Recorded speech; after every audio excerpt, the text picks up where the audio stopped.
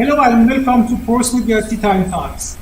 We are part of the Inter Young Academy and we welcome you to the last session of Portsmouth University before summer.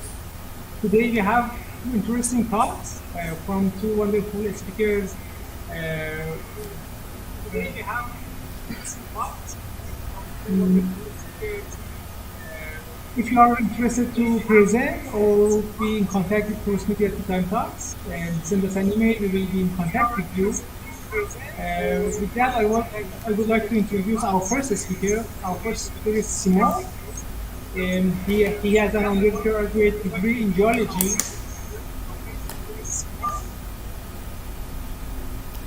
And he graduated in environmental sciences in 2020. He joined the Hyperborea project during a 6-month internship in early 2020, and he pursued through the thesis.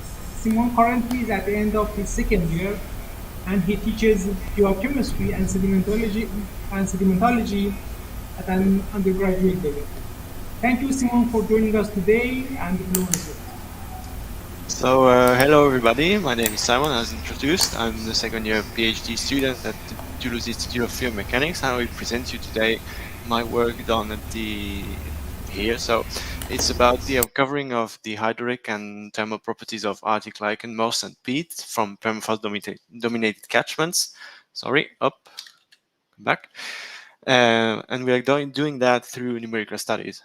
So this is a work done here and in collaboration with another lab in Toulouse, Geoscience Environment Toulouse, as well as 3 other labs in Russia. So before going deep into the details of permafrost, the hydraulic and thermal properties, I will just briefly introduce you the permafrost dynamics and their conjunction with the Arctic biomes. So basically, permafrost is a soil layer that is permanently frozen for at least 2 consecutive years. So this permafrost is covering mainly a fourth, like 25% of northern hemisphere continental surfaces, as we can see on the map here. Well, you can't see really the permafrost by itself because it's under the soil, but if you look at some erosion fronts that we can see, for example, in eastern Siberia or in Alaska, we can see that this soil layer is containing ice, and in fact, more precisely, there are 3 main layers in this permafrost. You have the uppermost layer, which is the active layer, which is thawing each summer because of the positive temperatures of the atmosphere, basically. And then you have this layer is 1 meter thick, approximately. And then you have what we call the isothermal permafrost, which is a layer where the ice is perennial. We don't have any thaw or any melting or whatsoever. This is the permafrost on its own sense. And then this layer can make from 1 meter to 1 kilometer thick. And then below that, we have the frost-free soil, and the frost-free soil is in fact the soil that is always melted because of the geothermal gradient. In these particular regions, the main energy driver and where the fluxes happen is in fact through what we call a cryptogramic layer by the mean of evapotranspiration. But so what is the cryptogramic layer? The cryptogramic layer, in fact, is a complex patchwork of some vegetation and some symbiotic association with fungi, algae, so respectively sphagnum moss and lichen. We can see some landscapes here, so it's a complex patchwork which is of low height vegetation. And these two particular structures, so lichen, which is not in fact vegetation, and sphagnum, are known for their high retention capacities because they don't have, well, the lichen obviously no, but the sphagnum neither. They don't have any kind of particular structure that allows any conduction of sap conduction. So they are in fact obtaining their water or fulfilling their water need only through capillarity. And this capillarity is done thanks to the hyaline cells. So you can see on the right here the hyaline cells. They are all the small gaps in for example, in the sphagnum leaf. And these hyaline cells are in fact keeping the water into the plant. And you have the mesh there, this kind of grid, which is chlorophyll and which is doing the photosynthesis. And so the plant is getting the energy through that. So why that? Because in fact, this cryptogramic cover is exposed to climate change brutally, and the Arctic regions are, you might have already known through the newest IPCC report, that these regions are the regions that are warming the fastest on Earth, with some 0.4 degrees of increase for the continuous permafrost and 0.1 for the discontinuous one.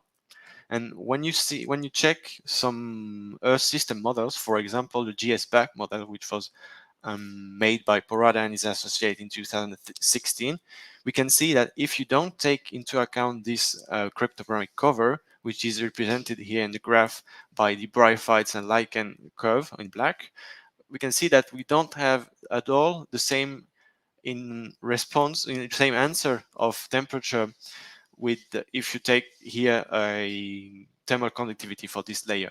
So in fact, this cryptogramic cover is very important in the assessment of the climate change impacts. So we need to assess these hydraulic and thermal properties of this layer. But how we are going to do that is, in fact, in the framework of the IPBorea project. So we are putting high performance computing to quantify the climate change impacts on boreal areas. And we are doing that for various climate change scenarios. You are already maybe familiar with the 1 plus 1.5 scenario plus 2.3, you know, what we call in the media. And we are doing that with a new approach because we are considering this structure, this cryptogramic cover, as a porous media. So that's why it's linking with the porous media sciences. So we are in fact collecting samples. We have 2 study sites on this project, which is Hanime in Western Siberia, shown here, and Abisko in Northern Swedish Lapland, here. And we have already collected in 2018 12 samples, which are 8 samples of sphagnum, 2 of lichen, and 2 of peat. And then we are going to collect this summer, so the next month, some new samples from Abisko. And how we are going to study these samples, in fact, we're doing this with a couple experimental and numerical setups. And these setups, in fact, are used for the first one to reconstruct. So to reconstruct the porous space, we're scanning our samples, which are of approximately 10 centimeters of edge size. We're scanning due through the X-ray computerized tomography system, which we have here at the Toulouse Institute of Field Mechanics. And we are getting a reconstruction with a precision of 94 micrometers per voxel. And finally, we are also doing a thermal camera acquisition chain, which is in fact helping us to get the thermal information. So we have these 2 experimental setups. We have also, which are coming from them, 3 different numerical setups. I already introduced one, which was the reconstruction, but we also made a simplified model of this porous media, which you might already be familiar, which is the pore network model, so PNM. And finally, we made a kind of a continuum approach where we make a mesh and we apply some properties on this mesh. So here, the hydraulic properties were studied with numerical setups because we didn't have the numerical setups. We scanned them, but we mainly do that. And for thermal properties, we aim at coupling these experimental and numerical setups to, in fact, intervalidate them furthermore. So if you go on the hydraulic properties, we have first, I didn't mention it really, it was really outside, but we've studied the representative elementary volume of these samples and we based it on porosity. So basically all the samples we studied were highly porous and some of them were sufficiently homogeneous to allow us to use direct numerical simulation on them based on this representative elementary volume. And using this RAV, we can then find a hydraulic conductivity tensors. Here I averaged them for the sake of simplicity because it was going to be quite complicated otherwise. And we can see that these hydraulic conductivities are very high, with 1 centimeters per 1 centimeters per second to 1 meters per second. So this is hydraulic conductivity. We can also talk about permeability, intrinsic permeability, which is in fact what we found, and it is ranging between 10 times 9 to 10 times 7 square meters. And for the least homogeneous samples, we used the porous network models because we couldn't in fact do the simulation on the whole sample. It was too much of a burden in terms of computational resources. So this was the hydraulic properties, and now we are studying the thermal properties. In fact, the hydraulic properties I forgot to mention. We have submitted a paper which is now ongoing reviewable, and we're waiting basically the review. So for the thermal properties, we are using this infrared camera. So the camera has a resolution of a setup of 108 micrometers per pixel. So it's basically the same as we got for the X-ray tomography system. And we have first done a kind of setup where we warm the sample through under it, and we put some insulating material on the sides, which is polystyrene and glass wool to fill the gaps, because the samples are not really a little bit rugged, so it's complicated to get the perfect airtight system. And we put some thermocouples inside and heat flux sensor, and we image it on the top, and we get the results we have here. So we can see that I just put the sphagnum because lichen and peat was a little bit more complicated to interpret for now. So I only mentioned the sphagnum for now. And we can see that we have, in fact, a thermal image that is very contrasted with the uppermost structures that are in fact at ambient temperature. And on the sides, it's nearly the heating of the plate.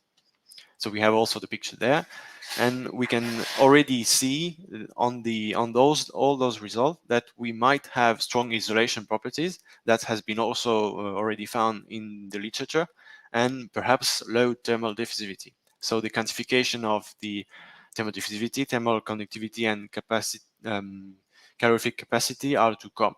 And finally, before going to the outlook, I would just mention what we have tried just last week, in fact, which is a new setup of thermal properties assessment. And here we wanted, in fact, to counterfeit all the problems that we have on the boundary conditions, because when you heat from the bottom, you might have a lot of natural convection that is occurring, and this is very more complicated to post-process if you want to get some properties. So we wanted to do another setup where we warm it from the top, so we don't have this convection occurring, or we don't care. In fact, it's going up, and we are seeing only conduction. And we put the camera on the side, so on the horizontal plane, so we can see. We wanted to see the thermal gradient that is in fact occurring during the warming.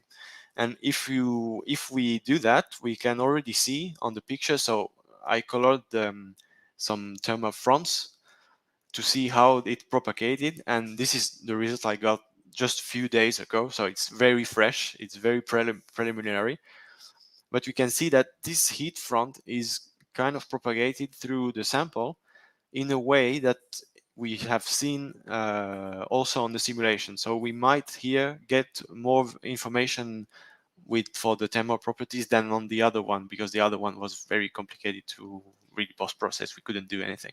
So better boundary conditions and more in the actual temperature gradient. That leads to the outlook, which is the coupling with the simulation. So here we made a small simulation. In fact, it's where the continuum approach enters, because we had this problem of importing our reconstructed sample into a simulation tool, which is OpenForm, and we couldn't import it as is because it was too big. So we decided to just crop it and use the continuum mesh. So just creating a mesh and applying some thermal diffusivity. This is what we have already found in the literature. So it just was a test.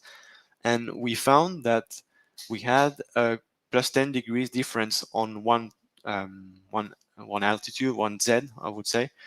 And this is what we have also seen in our first setup with the thermocouples. If you remember, we had the thermocouples like a brush inside the sample, and we had a problem because we can't know where is the thermocouple. We could scan it, but it's very complicated to scan because we would have some artifacts that wouldn't help us, so it would be very complicated to see. And with that, we are trying kind of correlating already the results that we saw on the first setup, and we are now aiming at correlating them on the new setup. But it's so fresh that I definitely don't have no results yet. And finally, this is maybe the most complicated part, which I hope I will be able to do it during my remaining of my thesis, is to couple these properties with water saturation. So we want to saturate with different rate our samples, and to do the same to get some hydraulic and thermal properties for this porous media with various saturation, and to see how the water is in fact occupying the pore space, because there's a lot of literature that's telling us that really the water height in this sample is very important for all the natural dynamics, but there's no really some porous media assessment yet. So we would like to do that on the next step. So I hope that you enjoyed my presentation, and if you have questions, please feel free to ask. Thank you, Simon. Thank you for this interesting presentation. It was really fascinating what you are doing in this project and the tools that you are applying to study properties.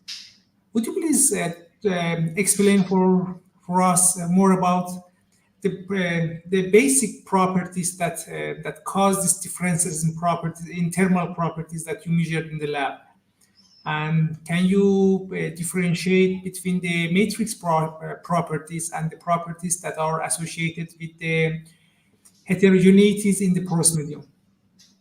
Well, it's a bit complicated to dissociate them, but at least for the first setup, it was very complicated because we just see it from we looking down. So we are not. It's very complicated to see what's happening inside the pore themselves and just what is happening on the surface. Now we might see it better on the side, because we can differentiate quite well what is pore space and what is the matrix. Because when we look at on the up, we had the problem of perspective. We couldn't know really what was on the top and what was at what altitude and so on. But now we might be able to differentiate. But this differentiation will happen through image processing, basically. And what do you think about the differences between the material that you tested upon in comparison with, say, ordinary soil or porous rocks? Do you see any difference from the literature? In fact, one of the main difference is that these are living biologically active porous media. So of course soils are biologically active, but they are not active on their own. They are active because they have bacteria or bioturbation or things like that, but they are like living organisms. And more precisely for sphagnum at least, in fact, each leaf or each branch is an individual. So when we talk about sample, we might talk about hundreds of individuals which are forming a colony.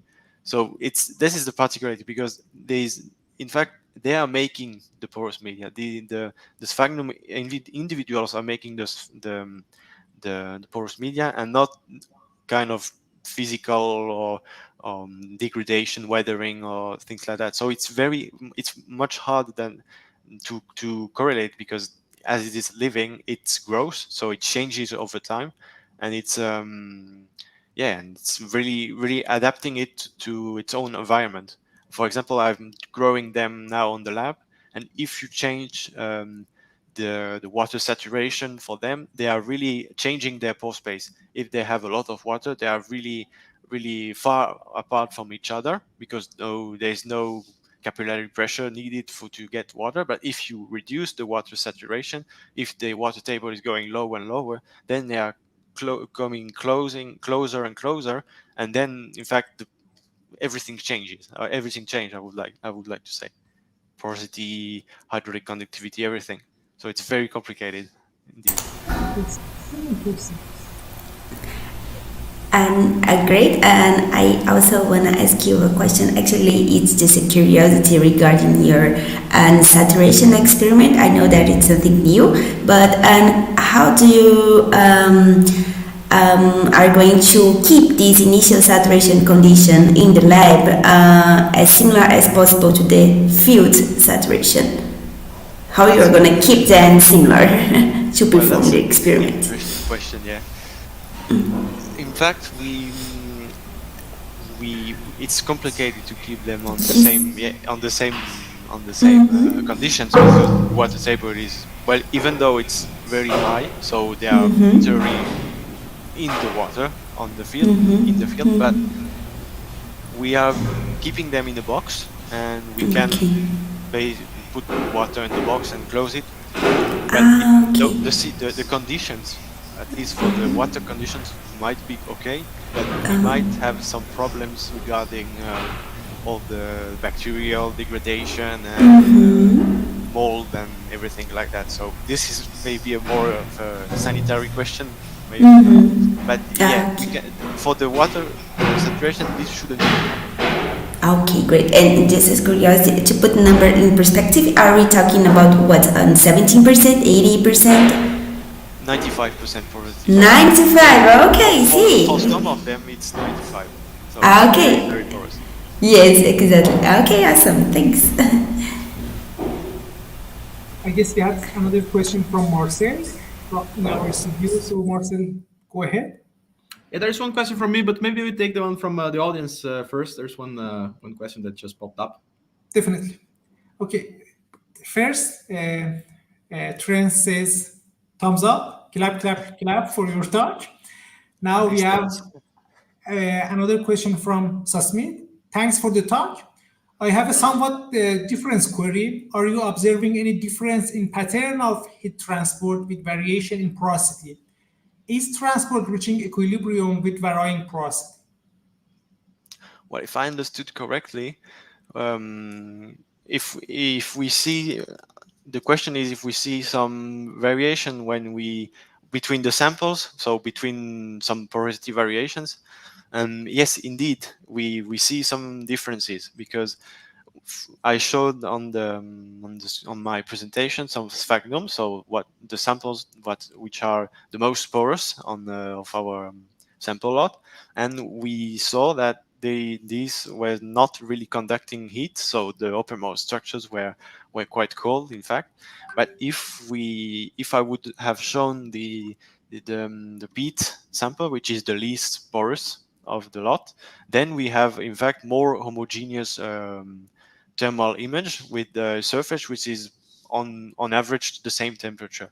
So yes, we have some heat transport differences, and this we're going to see with the new setup, because with the other setup we couldn't really see. And do you see any equilibrium in the transport?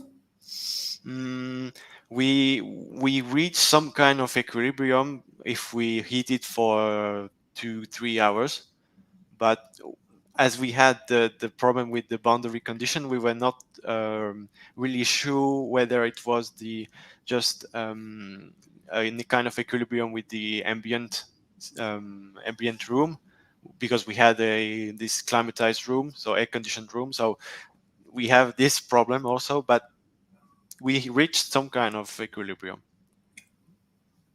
It's to be very confirmed yet, but still bad. we might have equilibrium. Okay, Marcel, now it's your turn. Right, yeah, super. Thanks a lot, Simon. That was really, really interesting. I have two quick questions. One is just something that I didn't understand is one of your images. If you go back to the first image that you show the thermal signature, I didn't really understand that there. Yeah, no, to the right. No. Yeah, it's coming. There, This yeah. one. Yeah, exactly. Okay. So what's left and right? There is a big boundary in the middle. In fact, I was not very precise on that. The left side and the right side are two different samples.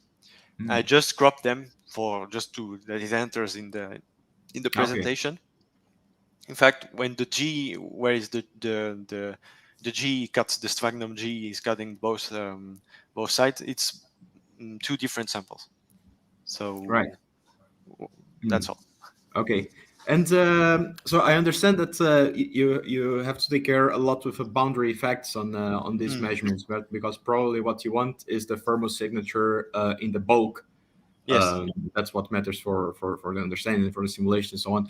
But later on, when you change the boundaries to have like the heating from the top, which is also I think more representative of what happens in nature. Yeah, also. You have like this window from the side, right? How can you be sure? I mean, like, do you have an indication that there is no heat transfer through the window, like from the outside through to the surface of the material that you are imaging? Well, it's something that is yeah, it can happen. It can happen. We can have some warming of the window itself, and we have also maybe some leaks from the outside. But the window is what we found. The fluorine window is one of the best, maybe because it has low thermal conductivity, so it's kept at nearly ambient, and we are having still a small air gap between the window and the sample. It can cause problems, some issues on that, but we found that if we don't stuck it through the window, the window is not warming up. Because I forgot to mention that on the two plates that we have on the hot plate and the cold plate, we have thermocouples. We have put the thermocouples on them, and for the cold plate is not warming at all. So we assume that there's no significant warming of the window itself. So right, we assume that maybe for the longer times, if we do that for 6 or 8 hours or 10 hours, I don't know, it could really matter. But as we're keeping like 2-3 hours, maybe it's kind of negligible. Yeah, I also like when you showed like the isotherms in another slide. I think that kind of makes sense with what you would expect from the bulk, right? Like we're reaching also that things are working. No, that's excellent. Thanks a lot. You're welcome. Perfect. Thank you, Simon, for this wonderful talk. Now it's time to move on to our second speaker. Our second speaker is also from the same institution as Simon, from Toulouse Fluid Mechanics Institute in France. Omar has a master's degree in applied mathematics from Sorbonne University, Paris 6, with a strong component in fluid mechanics. Nowadays, he's working on his thesis at the Institute of Fluid Mechanics of Toulouse on a project that is funded by Total Energies. And he will tell us more about the project and what he's doing these days. Thank you, Omar. The floor is yours. And you are muted. Do you hear me? Yes, we can hear you. Yes, I am Omar Mokhtari, last year PhD student at Institut de Mécanique des Fluides de Toulouse. I am working on the flow of polymer solution through porous media. This is a project funded by Total Energy in collaboration with Michel Quintard and Yoann David. And I will present you today the role of the strands in polymer solution flow through porous media. Polymer solutions are generally used in groundwater remediation or enhanced well recovery. and this is a viscoelastic material with behavior between viscous and elastic, depending on relaxation time lambda. When the time of solicitation is greater than lambda, the polymer solution have an viscous behavior, and when the time of solicitation is smaller, the behavior is elastic. This can be characterized by the Weissenberg number, which is the ratio between elastic and viscous forces. And as we can see, it scales with a velocity gradient. So in porous media, where the Reynolds number is generally small, we can have high value of this number. To model this flow, we use a dumbbell model, where each polymer is corresponds to a dumbbell with an entropic restoring force.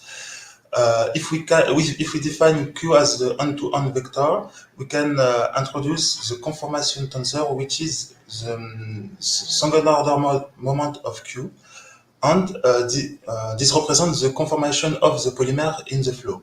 So the flow is described by the Navier-Stokes equation with an additional term here corresponding to the stress induced by the polymer, and a constitutive law here, which is a transport equation of the conformation with a source term here and a relaxation term here.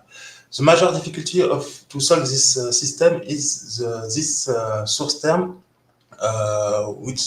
where the velocity gradient can be very sharp.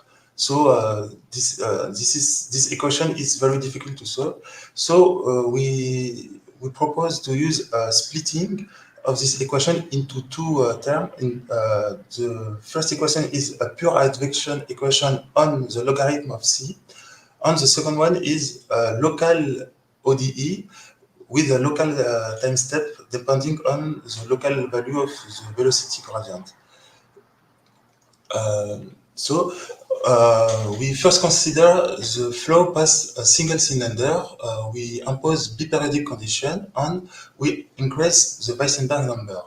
On the left, we can see the trace of the conformation tensor, and by increasing the Weissenberg number, we can see the appearance of a strand in the wake of the cylinder, which increase almost linearly with the Weissenberg number. This corresponds to high elongated polymer, and this polymer acts as a tangential force opposite to the flow. So if we consider the velocity field, for a low value of the Weissenberg number, we have a Stokes flow with a 4-aft symmetry, and by increasing the Weissenberg number, we can see a decrease in velocity in the wake of the cylinder due to the strands, and by conservation, we have an acceleration of the flow around the cylinder. Now, if we consider two cylinders, this is a very interesting test case with at the beginning, due to the gap between the two cylinders, we have a pre-existing flow around the two cylinders, and the flow between the two cylinders is smaller. Because of this pre-existing preferential flow, the trends are curved. So by increasing the Weissenberg number, the two strands go closer and closer, and until they touch. So at the end, we can observe that we have no more flow between the two cylinders.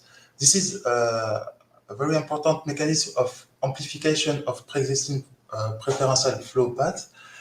And in more complex structure, as disordered arrays of cylinders, this mechanism can explain the flow, the channeling of the flow, with the same effect of amplification of preferential flows and more stagnation zone here. The question that arises is what happened in ordered arrays of cylinders, where by definition, there is no pre-existing preferential flow.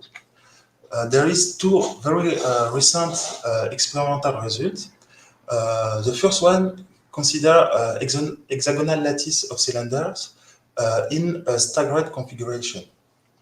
By increasing the Weissenband number, they observe the appearance of fluctuation, a transition to unsteady flow with velocity fluctuations, and by introducing a disorder, the fluctuation disappear. They say that disorder suppress chaos in viscoelastic flow through porous media. But considering the same geometry, but in an aligned configuration which correspond to a rotation by 30 degrees of the first one, the second study observes the opposite, which is that by introducing disorder, the transition to fluctuation is advanced. So to understand what happened, we solve numerically. We consider numerically this hexagonal lattice of cylinders. We impose a flow through force F with a fixed angle theta, and by we increase the Weissenband number through the magnitude of F.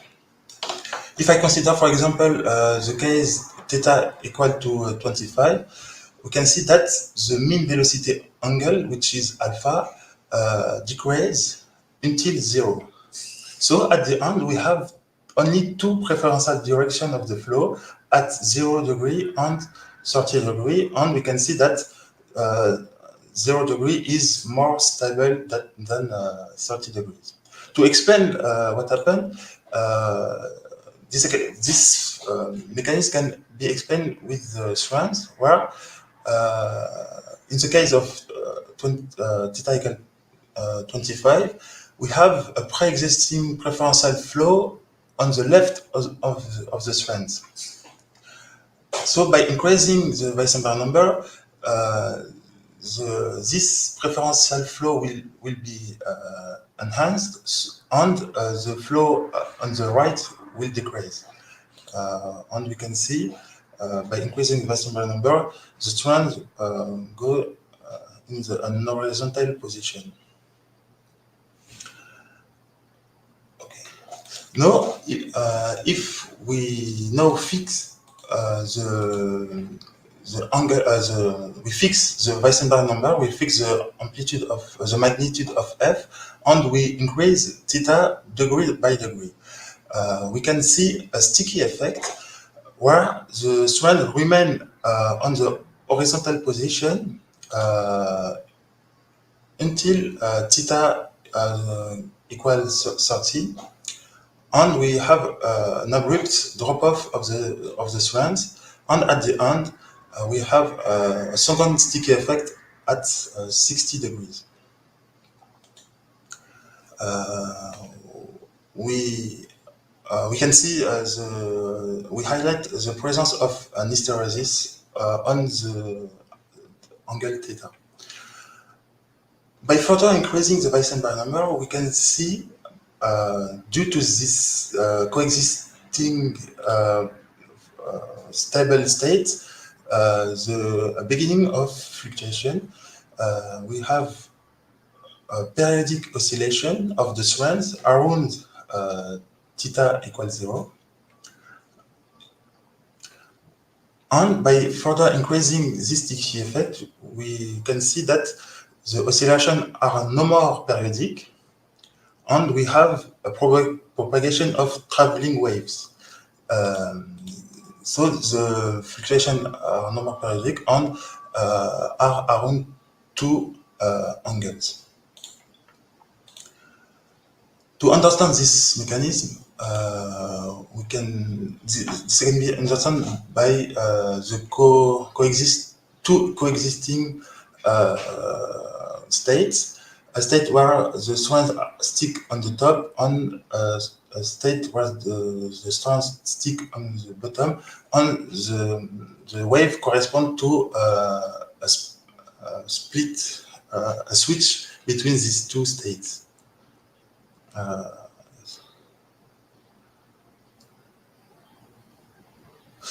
Okay. By further increasing the sticky effect, the Weissenberg number, we observe a very complex pattern of the strands, and this pattern is now fixed with small oscillation. This can be this corresponds to a pulsating regime, where strands where small oscillation around preference fixed pattern. Okay, so to conclude, we have shown the important role of the strands in viscoelastic flows, and that these strands can explain many aspects of the flow through porous structures. A lot of question remains as the role of these strands in the transition toward chaos and the viscoelastic turbulence, and in more complex flow as 3D flows, what is the role of dimensionality and so. Thank you, and if you have any question, please ask. Thank you very much, Omar. That was very interesting. Welcome the audience to add any questions to the comments field on YouTube if you have. I have one for now. So when you showed the hysteretic loop, can you just explain again, like which one is the parameter that you are tuning and which one you are measuring? And could you make the hysteresis loop happen anywhere? Like, for instance, now for one of the cycles, you stopped in the middle, like alpha around 30. Could you have chosen that line anywhere you wish? Okay. This loop, this loop, yeah. Here we only increase, we fix the magnitude of f, and we increase theta, which is the angle of f, degree by degree. So at the beginning, we can see that strands stick on the horizontal position, and by we only increase theta until we observe a drop. So we to understand this this first plateau, we decrease theta around 30 degrees. So we can see that the strands will interact with these cylinders, which explains this plateau at 30 degrees. So now we decrease theta, and now we increase without this plateau, so we increase until 60 degrees to show this second hysteresis, this second stable state. So at the end, we can observe that there is three stable states, three stability. For theta equals 30 degrees, we have three possible positions of the strands. I don't know if it's more clear. Yeah, it is. Yeah, that's very interesting. And there was in another plot before, you said that's the zero. That one there, the alpha 0 was more stable than the 30. Can you just explain how you conclude from this that it is more stable? What does it mean to be stable in this context? Yes, sorry, I was not correct. It's not more stable. It's in fact there is more angle theta that decreases to 0. There is okay, like the basin of attraction of that 0 is larger. Yes, exactly. Until 727, the sound will decrease to 0, and we have the final position is 30 degrees for only 3 positions. Right. So this is yes. Sorry for the. No, yeah, that's very good. Super. Thanks a lot. That's super interesting. Let's see if there are more questions. If there are not, I still have one more, but maybe we should see. Is there any other question from the audience or from the team here? Oh yeah, and meanwhile, I want to ask you one, Omar. And have you evaluated the influence of pore space topology in this polymer flow? Because as I can see, there is like a homogeneous distance between these cylinders here. Yes, this was a very specific study because we have experimental results to understand. Ah, yes, that's true. Yes. Exactly, but we also study the effect of porosity and in other configuration. But I only present here this study because of the experimental results. There is two experimental study with two different conclusions, and to understand what happens, we focus on this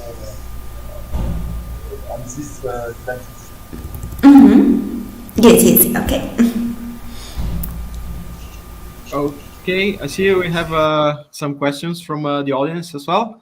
So I'll add them up here. Moitaba Norusi, he says, thanks for the interesting talk. What does the trace of C represent physically? Yes. Okay.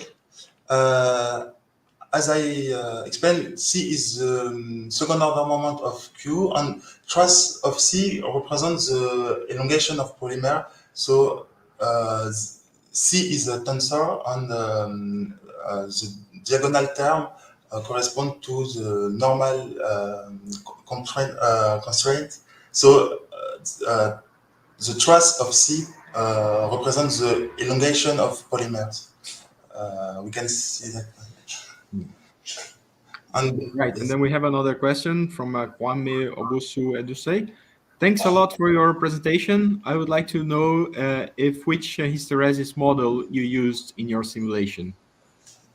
No, there is no hysteresis model. It's we highlight the presence of an hysteresis. We don't use any model. Right. And Maxime Koshenek, very nice work, Omar. Did you use an in-house code to solve PDEs or available PDE solver libraries? Example, free Yes. FEM. Yes, I don't. We implement our in-house code in Calif 3S, which is a platform open source from IRSN, Institut de Recherche Sûreté Nucléaire in France. So yes, this is our own code, but it's open source. So it's open source. I suppose people can find it online. Yes. Great, excellent. So if we don't have any other questions, I think we can close the session here.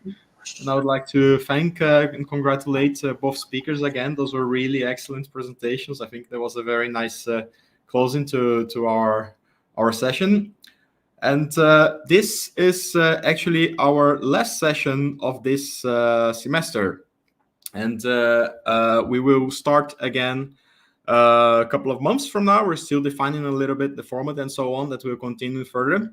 But before we finish, I would like to mention that we are now collecting names for potential new team members also for the Tea Time Talk.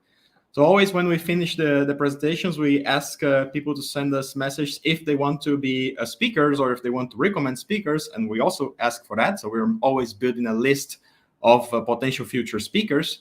But also now we are collecting potential new team members. So if you think that you would like to join the Tea Time Talks team, I think this is a very nice opportunity for us to build some soft skills that sometimes it's not so easy to get from the regular education from the university. So I guess this counts a lot. It has been very, very good for me, and I'm sure for many of the others of the team as well. So if you would like to join the team, please send us an email, and we will contact you later on when the positions come up. So our email is porusmediattt@gmail.com. And you can join from pretty much anywhere. So we welcome members from everywhere in the world. In fact, it's very good for us to be very diverse in the world, because we try to have very many different time zones and like to try to have talks that are available for people all over. So now we have people like Catherine that's on the west coast of the US, and I am in Norway, and there's a bunch of people spread all over. Nara is in Brazil, Sarah is in France. So it doesn't matter where you come from. You're welcome in the team. And if you would like to join us, or if you would like some more information about what we do and how it is, please contact us. And this is porusmediattt@gmail.com. And we will, the next session, it will be advertised on all our channels very soon. So thanks again. Thanks to the Interpor Academy, or part of the Interpor Young Academy. And most of all, thanks to you for watching and for supporting us. Bye from us.